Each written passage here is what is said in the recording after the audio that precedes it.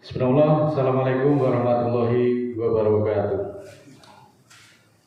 Alhamdulillahilladzi khalaqas samawati wal arda wa ja'ala dzulumati ilan nur.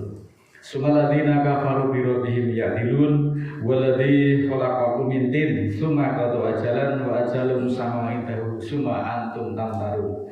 Wa huwallahu fis samawati wa fil ardi ya'lamu sirrakum wa jahrakum wa ya'lamu ma tasifun. Asyhadu alla ilaha illallah wahdahu la syarikalah innama huwa ilahun wahid. Allahu la ilaha illa huwa rabbul arsyil azim. Allahu la ilaha illa huwal hayyul qayyum. Allahu la ilaha illa huwar rahmanur rahim. Muslimin, saudaraku yang dimuliakan Allah, marilah senantiasa kita panjatkan puja dan puji syukur kepada Allah Ta'ala. Sebagai insan yang beriman dan bertakwa, menjadi kewajiban kita untuk senantiasa mendekatkan diri kepada Allah agar senantiasa kita dipimpin kepada jalan Shiratal Mustaqimnya. Saudaraku, bahwa perlu diketahui bahwa Allah itu Sang Pencipta manusia tanpa terkecuali. Allah menciptakan manusia tentu sudah menyertakan petunjuknya, yaitu Al-Quran, agar digunakan sebagai tuntunan kehidupan di dunia untuk menuju akhirat. Allah menciptakan manusia tidak hanya sebagai makhluk fisik saja, tetapi juga sebagai makhluk yang memiliki tanggung jawab moral dan spiritual. Manusia diberi perintah dan diberi larangan sebagai bagian dari ujian kehidupan yang bertujuan untuk mengukur ketaatan dan ketakwaan kita kepada Allah.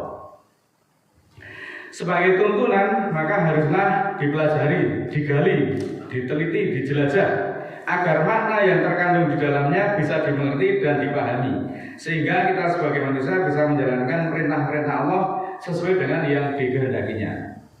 Dan Allah zat pemilik karunia dan petunjuk, maka sudah sepatutnya lah kita senantiasa memohon petunjuk kepadanya, sebab tanpa petunjuk dan rahmatnya kita semua akan tersesat. Bahkan setiap sholat kita senantiasa memohon petunjuk dan berdoa agar senantiasa dijauhkan dari jalan orang-orang yang dimurkai dan dari orang-orang yang sesat.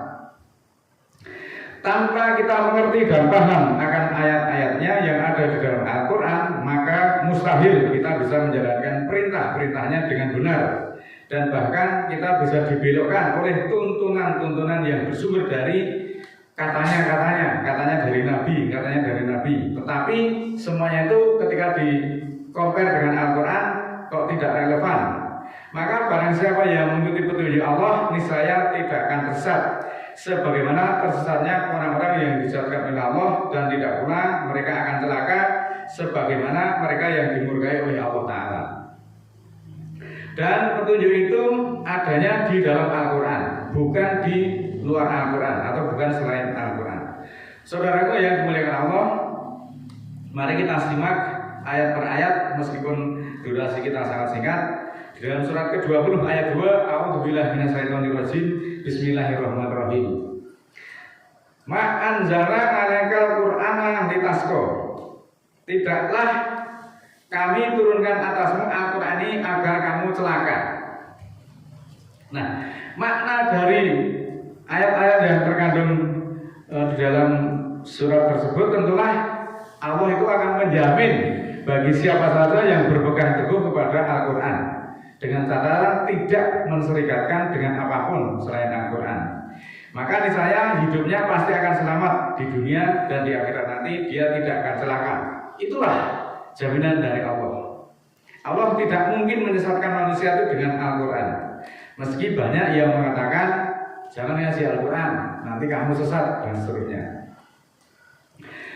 Perkataan-perkataan seperti ini sungguh ini merupakan perkataan orang yang sangat dungu. Kenapa demikian? Mana mungkin Al-Quran menyesatkan? Memang banyak sekali keanehan-keanehan yang terjadi di kalangan orang Islam apabila orang itu mengikuti Al-Quran sebagai sumber hukum, satu-satunya sumber hukum, sebagai petunjuk dalam kehidupan. Kemudian justru orang-orang seperti itu dimusuhi, dianggap tidak mencintai Rasul, ingkar sunnah, ingkar hadis dan sebagainya. Bahkan banyak yang menuduh ngaji Al-Quran itu sesat. Itu kan aneh buat kita semuanya. Mereka justru lebih mengikuti perkataan-perkataan yang katanya dari Nabi daripada kata Nabi di dalam Al-Quran. Coba kita simak hadis berikut. Ini riwayat dari Ibnu Abbas.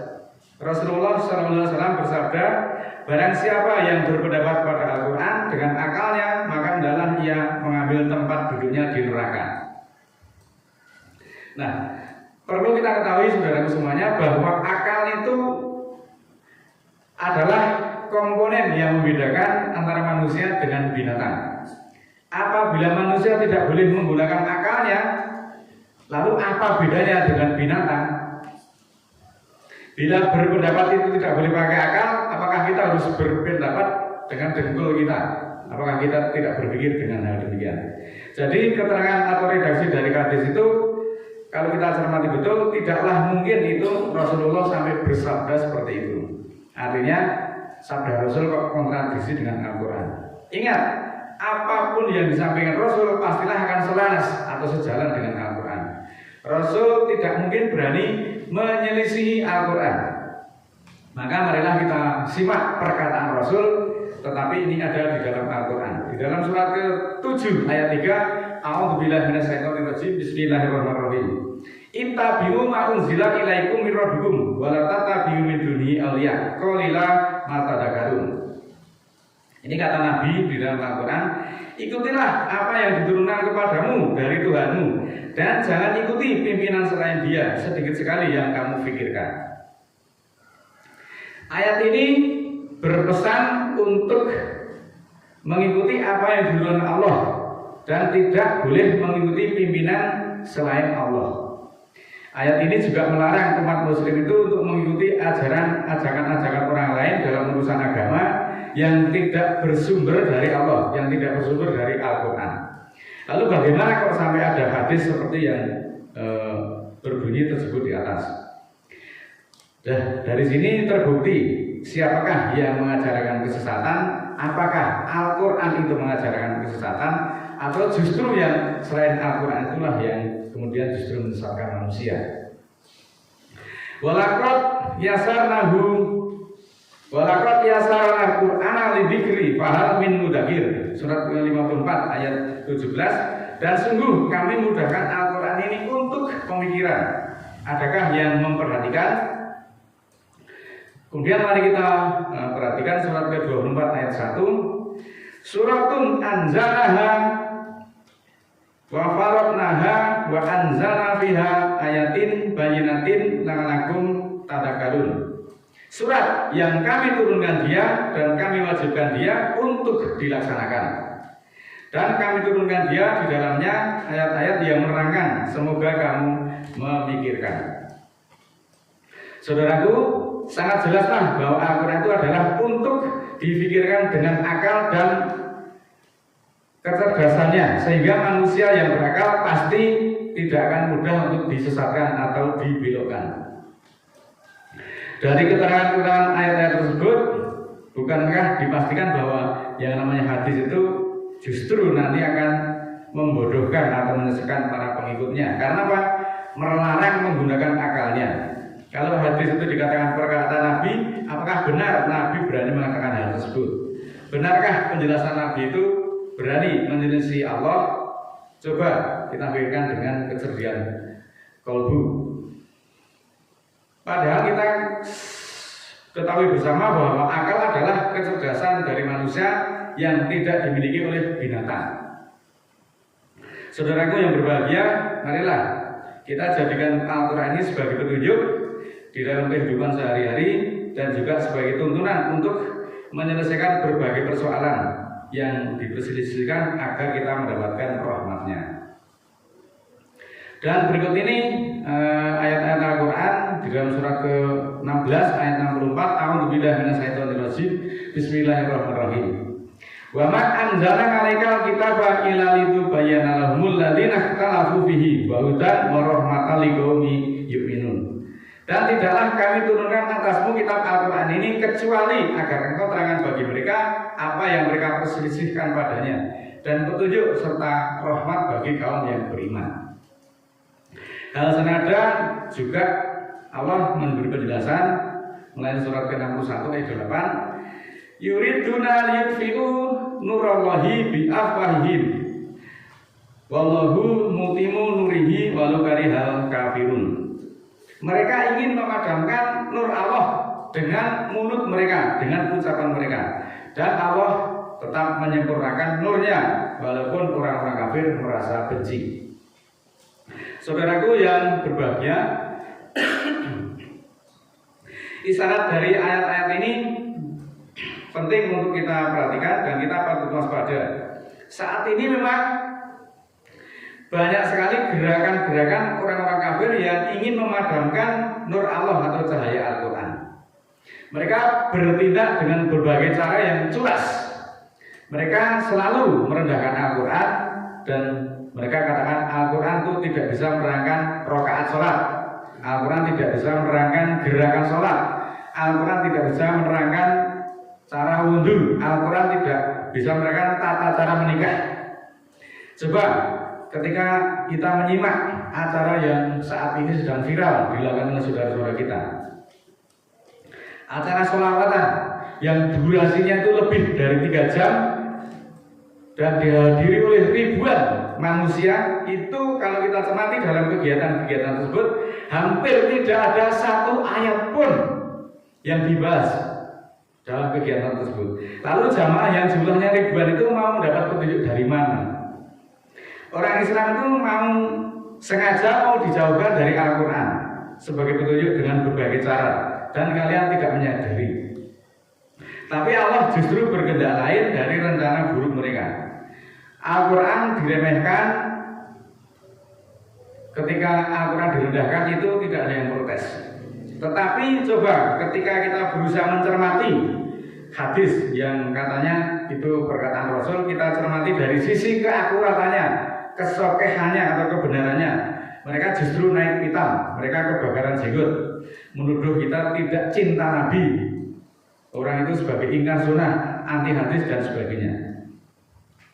Oleh karena itu sebelum majelis ilmu ini kita akhiri, maka izinkanlah saya bertanya, apabila Al-Quran itu hanya dijadikan bacaan untuk khataman, untuk hafalan dan untuk yasinan, lalu apa fungsinya Al-Quran sebagai petunjuk? Al-Quran akan menerangkan berbagai persoalan yang dibutuhkan oleh manusia. Apabila Al-Quran itu dipelajari, maka akan menjadi petunjuk atas berbagai perselisihan yang ada. Dan jika kita kemudian bisa tahu mana yang petunjuk dan mana yang menyesatkan, lalu kita bisa menarik benang merah. Benarkah Al-Quran itu menyesatkan, atau justru petunjuk-petunjuk yang selain Al-Quran itu yang justru akan membuat manusia itu menjadi kerdil pengetahuannya? Justru kita akan menjadi jahil dari sisi akidahnya. Oleh karena itu senantiasa marilah kita jadikan Al-Quran sebagai petunjuk agar hidup kita tidak tersesat. Kita kemudian bisa membedakan manakah petunjuk yang menyesatkan dan manakah betul-betul yang menunjuki pada Shiratal Mustaqim. A'udzubillahi minasyaitonirrajim. Bismillahirrahmanirrahim. Allahumma ighfirli walil mu'minina wal mu'minat al-ahya'i minhum wal amwat innaka sami'un qaribun mujibud da'wat innaka 'ala kulli syai'in qadir. Rabbana la tu'akhidna in nasina aw akhtana Rabbana wa la tahmil 'alaina isran kama hamalahu 'alal ladzina min qablina Rabbana wa la tuhamilna ma la taqata lana bi wa'fu 'anna waghfir lana warhamna anta maulana fansurna 'alal qawmil kafirin. Rabbana ighfir lana dzunubana wa kaffir 'anna sayyi'atina wa tawaffana ma'al abrar. Rabbana la tuzigh qulubana ba'da idh hadaitana wa hab lana min ladunka rahmah innaka antal wahhab. Rabbana ighfir lana wa li ikhwanina alladziina sabaquna bil iman wa la taj'al fi qulubina ghillan lil ladziina amanu rabbana innaka ra'ufur rahim. Subhana rabbika rabbil izzati amma yasifun wa salamun 'alal mursalin walhamdulillahi rabbil alamin. Wassalamualaikum warahmatullahi wabarakatuh.